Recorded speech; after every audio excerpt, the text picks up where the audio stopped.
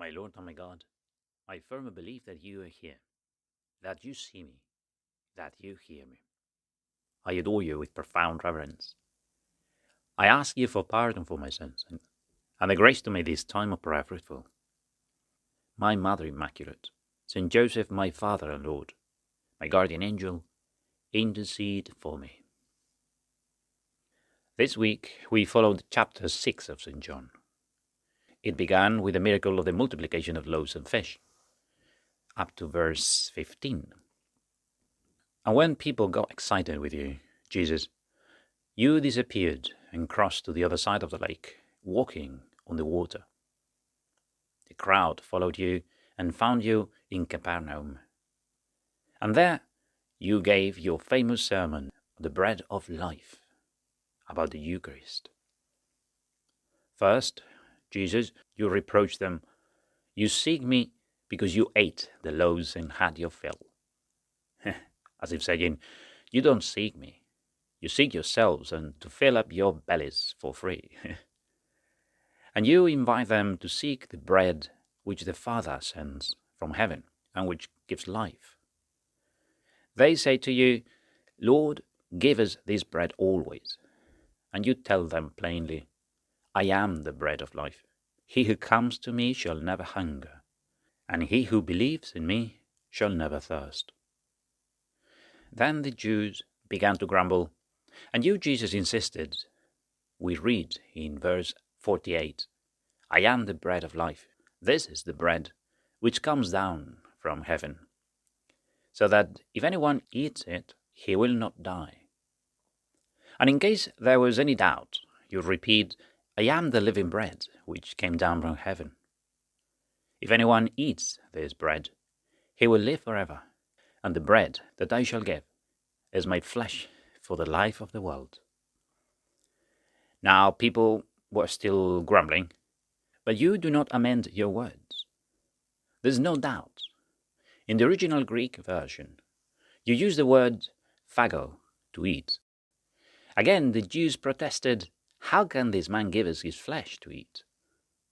As if giving you, Jesus, another chance to amend your words. And you say, truly I say to you, unless you eat the flesh of the Son of Man and drink his blood, you have no life in you. Oh dear, if eating your flesh had already raised their eyebrows, now drinking your blood has raised the blood pressure. But you don't just leave it there, Jesus. No. You make it more graphic, to clear any doubts. You say to them, he who eats my flesh and drinks my blood has eternal life, and I will raise him up on the last day. The thing now is that you don't use the verb phago, to eat. Now you use the Greek verb trogon, which is not just eating. It is chewing and swallowing, And yet several members of the audience must have fainted. But you go on, Jesus, in the next verse. My flesh is true food and my blood is true drink. He who eats, chews and swallows my flesh and drinks my blood abides in me and I in him. He who eats me shall live because of me. He who eats of this bread shall live forever. Oh well. By now I can imagine, Jesus, some people running away in terror. We read the final complaint of the crowd. This is a difficult teaching. Who can accept it? As if to say, that's it. We've given you several chances to explain yourself better, and you insist on making it even harder. Either you take back what you have said, or we are leaving. And here comes John 6:66. John 6:66. It says, from this time many of his disciples turned back and no longer followed him. John 6:66. Many, not just a few, and disciples, not just certain people. This is the key. At this point, I can imagine the apostles looking at you, Jesus, surprised that you don't try to bring your disciples back, but it is a fact. The gospel doesn't say that you run after them saying, "Hey guys, wait a minute. Don't be like this. Come on. It is a metaphor. Listen to me." You see, what I meant is, nothing. Even worse. We read the following verse. Then Jesus said to the 12, "Do you also want to go away?" Well, that's it. No compromise is possible. If I'm to be left alone, I'm left alone. But the truth is the truth, and we cannot change it, nor even to attract more disciples. I read a quote from St. John Paul II that says, "We must defend the truth at all costs, even if we end up being only 12 again." You see, our mission is not to fill up the churches at all costs. Success is to become saints, to love God above all things. But hey, let's see, if we play pop music, maybe more people will come to Mass. Yeah, maybe. But what for? Why? And also if we make Mass shorter and offer coffee and cookies. I mean, the truth can be made attractive, but you can't make it a lie. In some places, they may have some motivational music and speeches. You may feel better after hearing nice things or at concerts and coffee and cookies. In our Mass on Sundays, we give Holy Communion with a host that tastes like nothing. And regarding singing, well, in some places we just try. And yet, every year we welcome thousands of converts in Easter, including clergy from other denominations. And the reasons, they are always the same. The Catholic Church is standing almost alone in defense of marriage, or life, or sexuality as God intended it, or the Eucharist. That's the way it is. The truth is not always popular, but it is true. The truth is true, even if nobody believes it.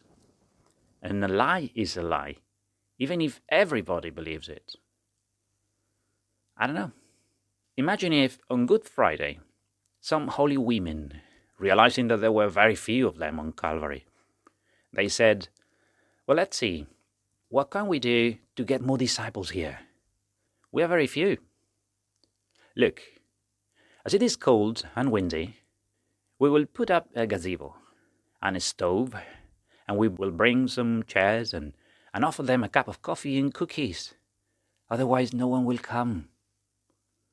Well, listen, maybe they shouldn't come. Because I can't imagine a group of your disciples, Jesus, sitting in the shade, on canvas chairs in front of the cross, watching you being skinned alive, your hands and feet pierced with nails, blood dripping all over your body. And there, listening to your gasps, while one of them asks for sugar for his coffee, or to turn up the music because your rails are a little bit unpleasant. Yes, we can offer coffee and lollipops. And if we have a concert instead of Mass, maybe even more people come. Yes, we can bring more people to the church, but are we bringing them to the truth? You see, we can play down the truth to make it more popular, but we don't make it more truthful. You, Jesus, didn't compromise the truth to attract more people. A church is successful not if it is packed with people, but if it is packed with love for God, for the Eucharist, for the cross, for the tabernacle. The saints who have attracted souls to God did not offer lollipops. They may have offered rosaries and crucifixes, but especially they offered the truth with a lot of love, but with a lot of firmness. My Immaculate Mother, may your children never be deceived, never compromise with the truth. Success is not measured in figures or audiences, but in love.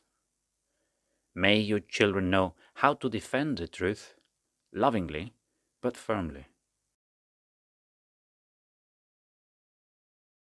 I give you thanks, my God, for the good resolutions, affections, and inspirations that you have communicated to me in this meditation. I ask you for help to put them into effect. My Mother Immaculate, Saint Joseph, my Father and Lord, my guardian angel, intercede for me.